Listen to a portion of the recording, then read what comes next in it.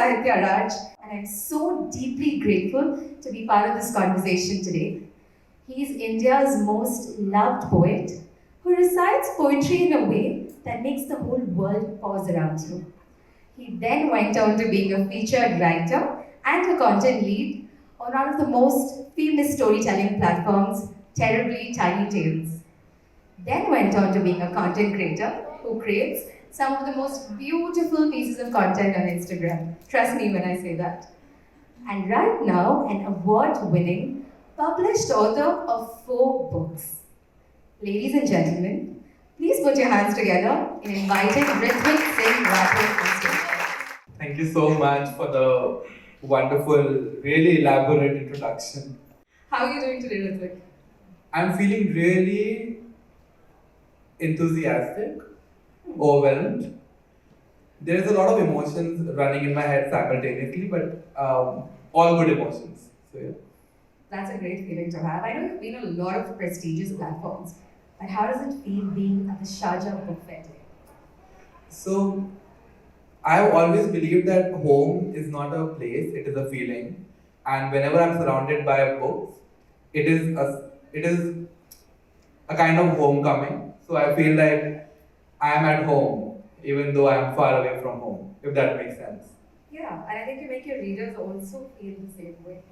I'm glad. I hope so. So I've read your book, and it's like a mixed bag of emotions for me. You know that part where you say that if it feels too heavy, keep the book down? Yeah. I've done that multiple times.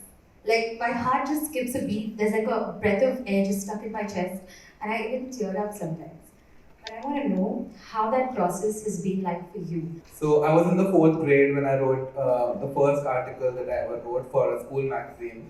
It was on God because at that time I was a really big believer. That's a beautiful stuff. So I wrote that article and it got published and I got a lot of attention from my teachers and from my friends. So I really thought that okay, perhaps I could write, although the article was really bad. But I was like, okay, maybe I can write.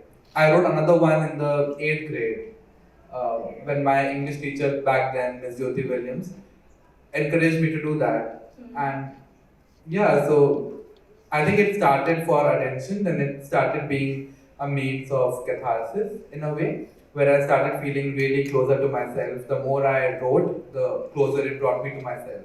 It diminished the walls I had built around my own heart, and the walls were breaking down as I was writing my heart out, if that makes sense. So it was a way of expressing yourself and feeling safe.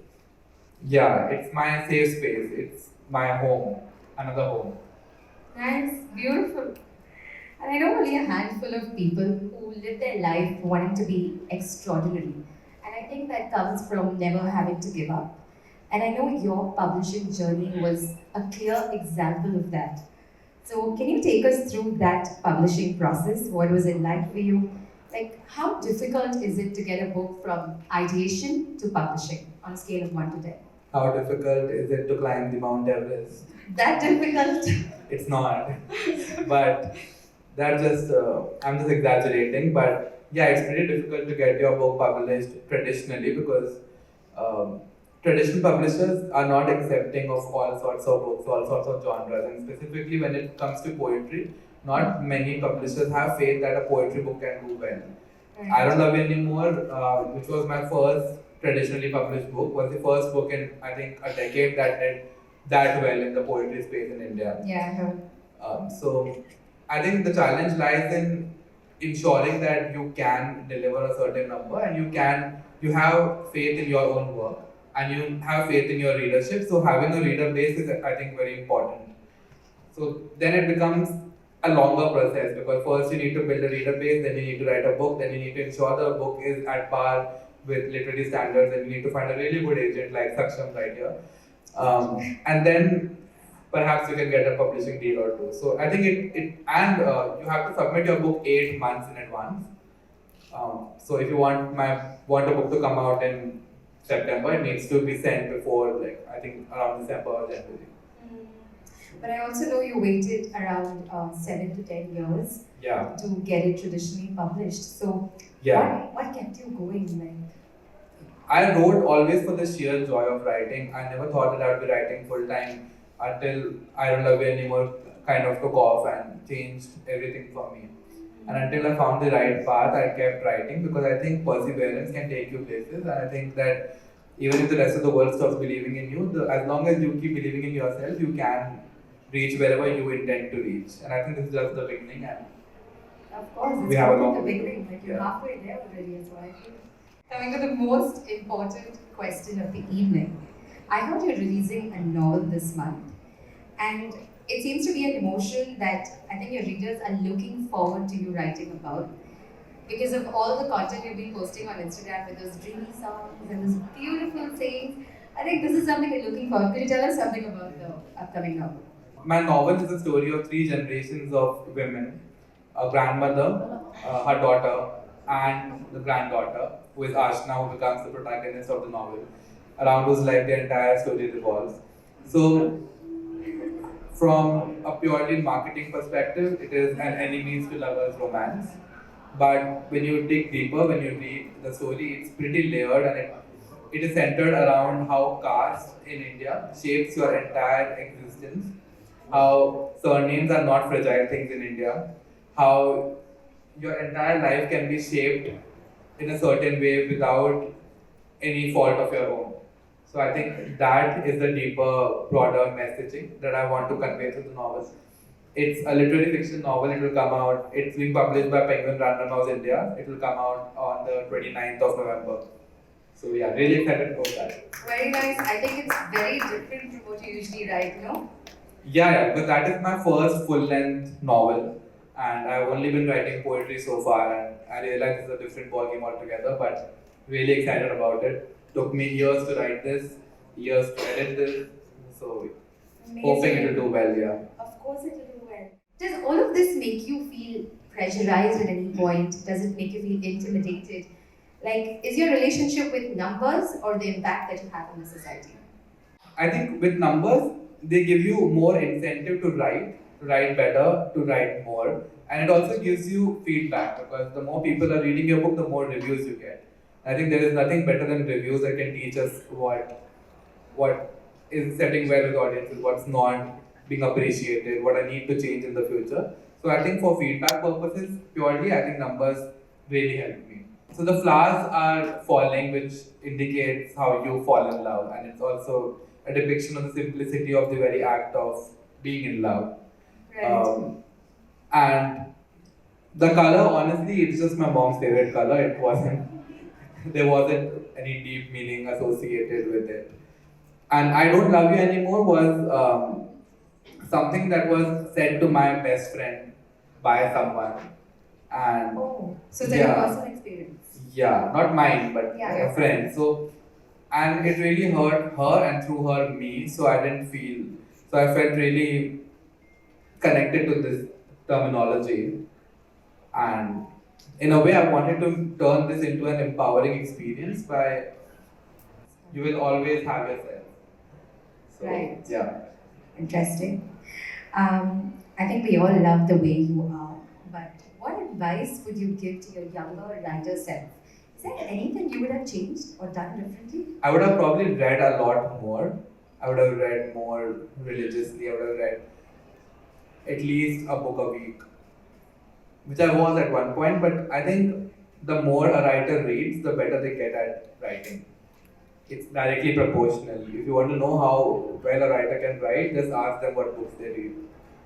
So, and also to be kinder to myself because initially I have not been really kind to myself. I've been really kind to other people, but to myself, I've not shown the same empathy. So I think that's not something anybody deserves. So yeah. Thank you, that was nice. I've seen this repeated post on Instagram of yours.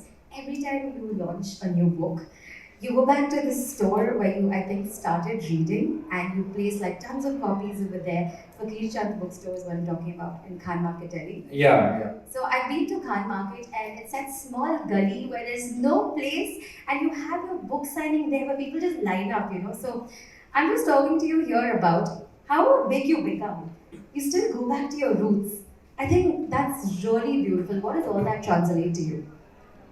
I think Ferguson Bookstore was the only bookstore that was willing to keep my books even when I was not a traditionally published author. So I guess I feel indebted that way, and I feel really grateful towards them. So I only do one signing in Delhi, one book signing in the entire city, and that always happens in Ferguson Bookstore because they were the only ones who offered to keep my books when nobody was willing to keep my books. So I do not forget that. The gratitude, right? Yeah, so that feeling of gratitude kind of binds me to their bookstore.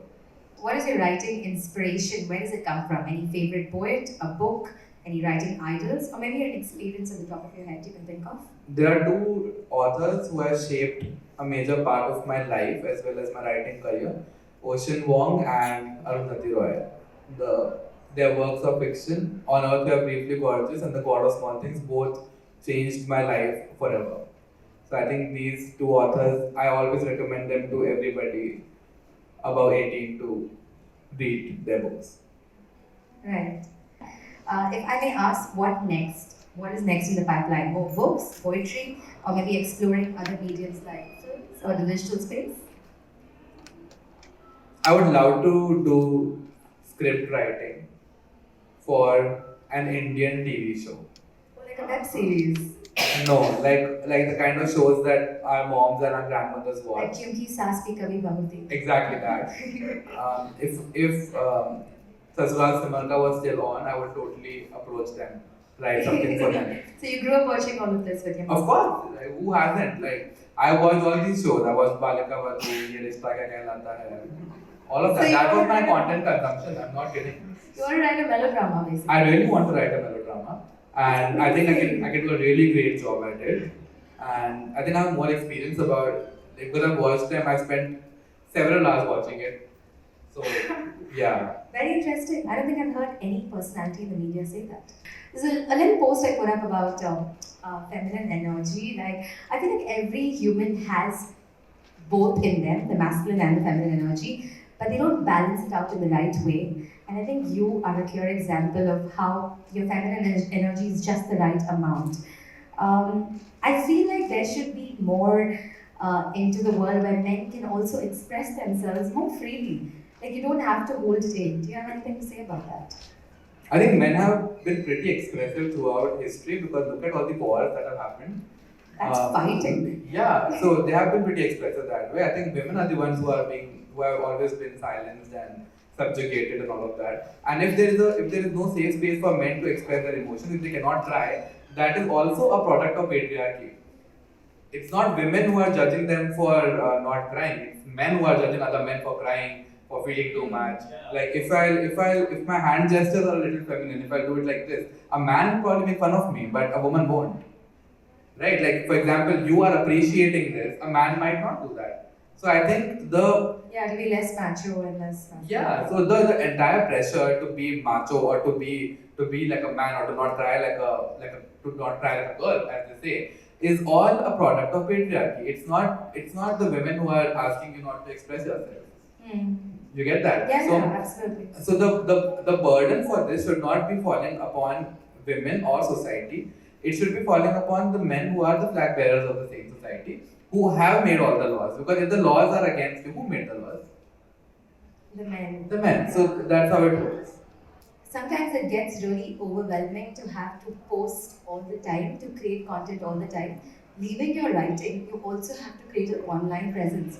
Is there a point where you want to disconnect and be like, no, I want to write, I don't want to create social media? I think sometimes you need to put in efforts because you realize that the ROI, return on investment, is going to be way more in the future. So sometimes the hard work is worth it.